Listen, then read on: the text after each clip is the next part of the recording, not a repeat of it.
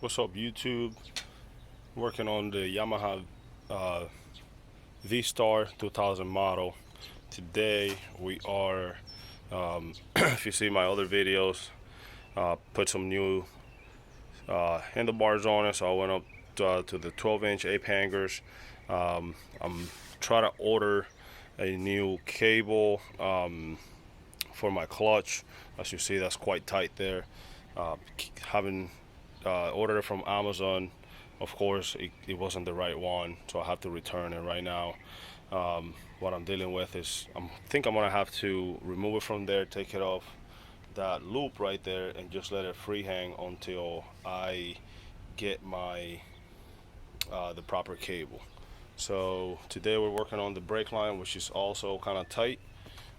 It goes through a series of securing loops in here, like that one right there, and I think that might be the only one for the brake line because it attaches to this, so it will go in there. I can't remember if this one was for here. Could be, but I'm not 100% sure. I'll have to look at video and see where it was previously. I think it might have been right here, judging by the circular little grommet here. So we're gonna remove the brake line, replace the brake fluid, and then we're going to put a new brake line on. Got a jack, gonna jack her up. I think I have to do the oil change on this. I didn't ask the guy before I bought it, or when I bought it, when was the last time he did it, but I got oil. I just gotta buy a filter and do that. So all right, let's get to work.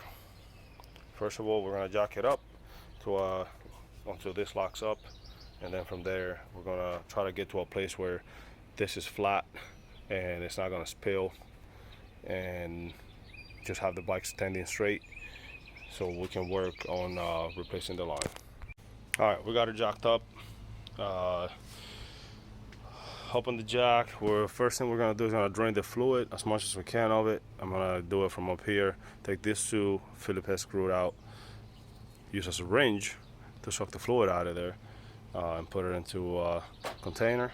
And then I am going to go to the bottom and use the bleed screw right here to that one right there to try to get the rest of it out. I'm probably gonna cover the wheel with a rag. Put a rag somewhere here, try to cover as much as I can so I don't get any brake fluid over stuff that I don't want. And then we are going to remove the hose from the bottom, let it leak out into a oil pan or bucket, and then remove the top button. This looks like 12s. Then we're gonna put the new line on and go from there.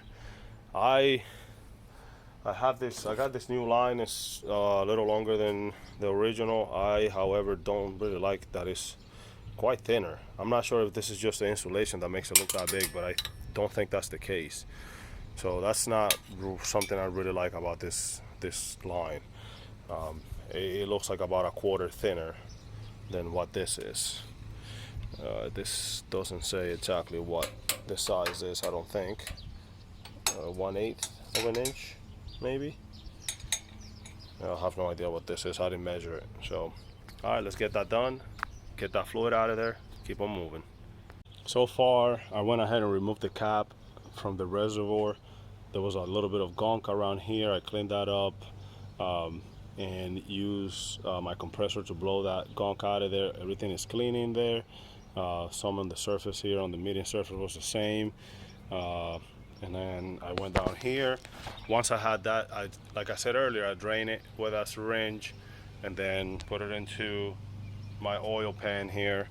And then I closed this back up, put the cap on it, and then bled the line to get the rest of it out. Now I'm gonna take the bolts out. They're both 10s, and get the line off and reroute it the same way that I had it before. So the hose goes here, and then it goes just above in between the headlights there, and it comes inside from behind the the fork goes on here, and then eventually up here to your reservoir. So that's the routing, how we go. So let's see if this other line works for me.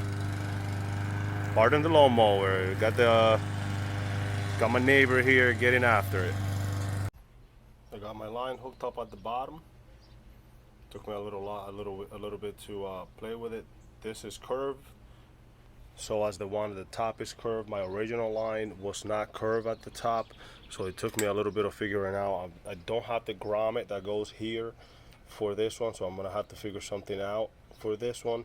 Maybe I'm thinking some piece of foam, or I'll leave it like that and just zip tie it there. I don't know. I haven't figured out what I want to do with that one first, but we'll get to it in a little while. So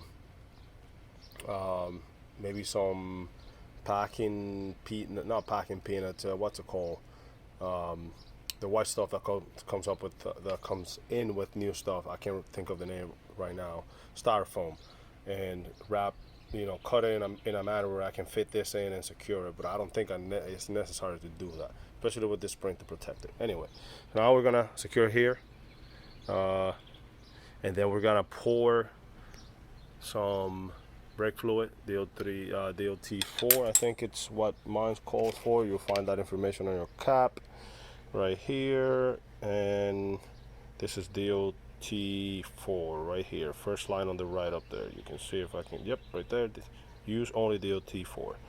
Have some of that. I'm gonna pour some DOT4 in here, open my bleed valve, and start hitting my leveler to get some of that air through there, and do that repeatedly. I'm just gonna circulate the same fluid into a bottle with a line that I have down there. Connect that to my bleed valve right here, and just do it a couple times until I feel comfortable that I don't have any more brake bubbles in there.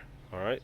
And I always forgot to mention, you have two copper washers right here. One goes in front of the line, one goes behind the line.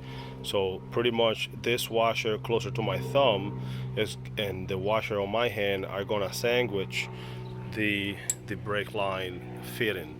So one on this side of the fitting, one on that side of the fitting, and then it goes here. I almost forgot to mention that. So make sure you get your washers in there. They're copper crush washers to prevent leaks.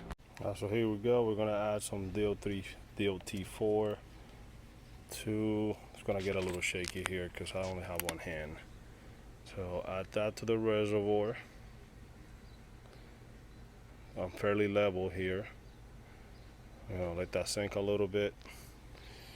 And at the same time, trying to keep this clean. And we'll keep that clean there.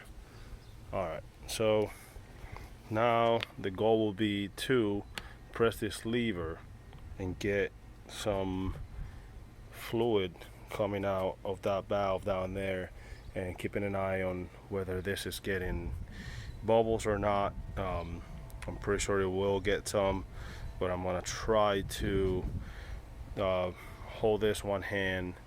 I'm gonna see if I can set up where you can see it. So again, I'm just gonna press here and get some of this to come down. I got my bottle down here set up so I don't waste the fluid. Want to create some pressure on here.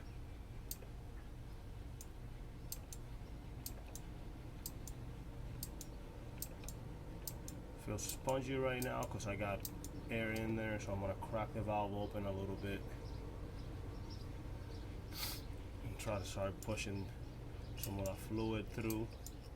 I can hear it making noise.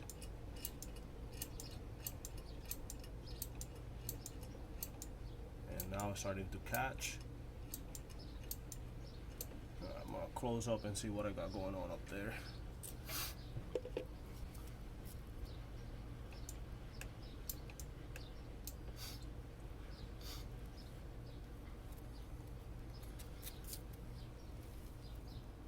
There was one thing I was doing here while bleeding, and as I was pressing this lever all the way back into the handle, and I wasn't getting a very minimal amount of bubbles coming through there. Now I'm just doing short strokes, not even halfway, and I'm seeing a lot more bubbles come out of there.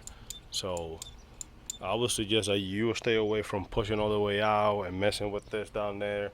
I tried that. I got fluid coming out of the bottom, but I still got some air, so I'm just doing short strokes here to get these bubbles to get out of the system. And you can see that they're coming out pretty good. So I'm gonna keep doing that until I get some good pressure on my lever. Put this back down because it covers those holes, and wrap it up. Okay, so what I ended up doing was I filled up the reservoir, and I went down to the bleed screw, and I got myself a pump, a bleeder pump, because this was taking forever just going, you know, with the method of like open it up, squeeze, close it back up, and I was seeing bubbles coming up here. But again, I was just out and about. I figured I'd just go get me one of this. This is the easiest way. You can still get it done the other way that I was doing it earlier, and just, you know, play with this until all the bubbles come up. But you never know how many bubbles, like how much bubble do you have between your line and your caliper, like in between the reservoir and the caliper. So I think that was the easiest way. You can just sit there, give it a couple pumps. You can see this coming down, and you can get a couple rounds of fluid through there. You can just put, you know, close the valve and come back up and pour it back in there and go back. I have pressure now. I don't know if this was this far back. I'm going to drive it and see where's my breaking point, because I feel like I was maybe right here, and now I feel pressure right there, but most of it is back here. Like, this is where all the resistance is. If I'm not satisfied with that, I'll hook it back up, open the reservoir back up, and start pumping some more fluid through there.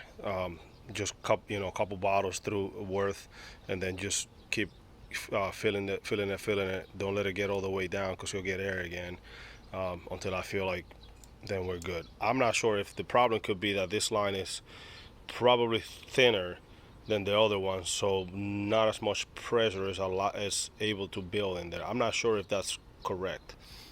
I'll try this.